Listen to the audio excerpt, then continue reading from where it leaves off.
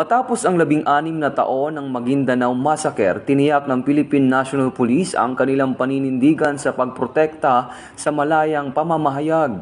Kasabay nito, nangako ang Presidential Task Force on Media Security na ipagpapatuloy ang pag-aresto sa mga natitirang sospek at pananaguti ng mga sangkot sa krimen.